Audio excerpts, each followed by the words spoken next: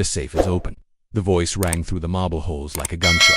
The housekeeper froze mid-step, the mop handle trembling in her hands. In the heart of the sprawling mansion where paintings worth more than small countries stared down, from gold frames the heavy steel door to the master safe stood wide open, unlocked, unattended. Inside, stacks of cash, a Rolex limited to 10 owners worldwide, rare diamonds, a family heirloom watch, all glowing under the soft vault light. And she, a black woman in a faded uniform, sneakers worn thin, and a heart far richer than her pocket, was the only soul in the room.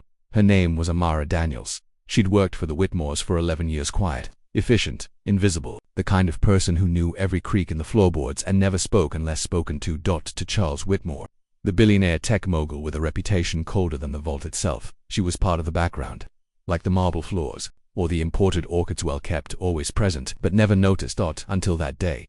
Charles leaned silently from his office upstairs, watching through the hidden camera feed. He had left the safe open on purpose. It was a test, one of his twisted games to entertain himself. After hearing a neighbor brag about catching a staff member pocketing a single cufflink, Charles got curious. How honest are the people cleaning our homes? What would they do if temptation stared them in the face? So, he engineered it all, disabled the security alarms for exactly 10 minutes.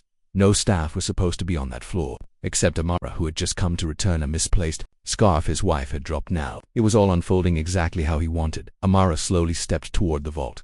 She wasn't panicking. She wasn't rushing. Her expression wasn't even shocked, it was tired. She looked at the open safe like someone staring at a mirror, like it wasn't filled with jewels and power, but with questions, ugly ones. She stood silently at the threshold, her eyes scanning everything inside. Then she stepped away. Instead of touching anything, she pulled out her phone and dialed security. "Hi, it's Amara. I don't know if this is a test or a setup, but the safe in Mr. Whit's office is open. I haven't touched anything. I'll wait right here until someone comes." She didn't leave. She didn't look again. She just sat on the hallway, bench, hands folded, back straight, head bowed, waiting. Charles stared at the monitor. He was expecting many things, a look of temptation, maybe a guilty glance, or even a little curiosity, but he saw none of it. No greed, no hesitation, no fear, only dignity, something money couldn't fake or buy. He walked downstairs, slowly. She stood as he approached, professional as ever. "Sir, I wasn't sure if I was supposed to be there. I just came to return the scarf." The safe was already open. "I know," he said quietly. "I saw." Amara stiffened, unsure if that meant trouble or worse. He looked at her for the first time, not as a maid, but as a person. Not the uniform, not the role, but her. "What would you have done?" he asked softly. "If no one ever checked the camera." She hesitated, then answered, "Sir, I grew up watching my mama clean houses she could never afford to live in. I watched her scrub diamond-tiled bathrooms while being called girl by people half her age. But she told me one thing: what doesn't belong to you will never bless you if you steal it. It'll curse your hands instead, I believe. That always have. That's why I left everything untouched." Charles didn't know what to say.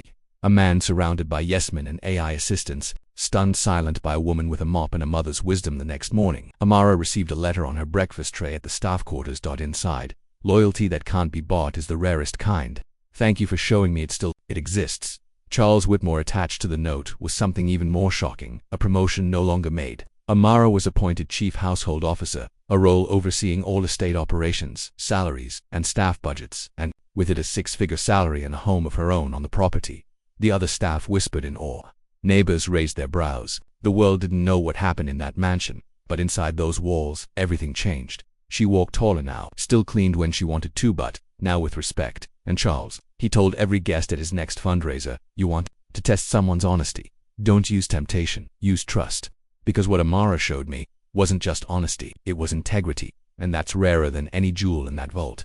He left the safe open to see if she'd take from him instead. She gave him something far more valuable, a reason to believe in good people again.